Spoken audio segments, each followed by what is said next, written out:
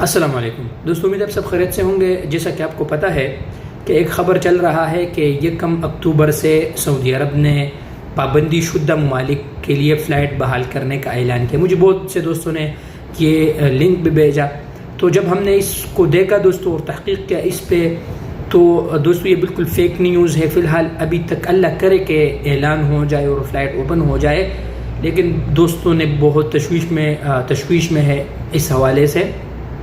تو میں اب دوستوں کو ایک بار پھر بتاتا چلوں کہ یہ جو فیک نیوز چل رہا ہے یہ اس کے کوئی سعودی گزٹ کے حوالے سے سعودی گزٹ کا حوالہ دیا ہے، تو ایسا بالکل نیوز سعودی گزٹ نے شائع نہیں کیا، جو ایک رسمی اخبار ہے، اور بالکل یہ ایک فیک نیوز ہے۔ جنہوں نے بھی یہ کام کیا ہے یہ غلط کیا ہے، اور آپ لوگوں کو پتہ ہے کہ سعودی عرب میں جھوٹی خبریں پھیلانا قانوناً جرم ہے۔ تو فی الحال ایسا اعلان نہیں ہوا ہے۔ اللہ تبارک و تعالیٰ سے دعا گو ہے ہم سب کہ اللہ تبارک و تعالیٰ فلائٹ کے حوالے سے انشاءاللہ کوئی نہ جلد از جلد انشاءاللہ کوئی نہ کوئی خوشخبری انشاءاللہ آئے گا، انشاءاللہ اللہ سے دعا ہے۔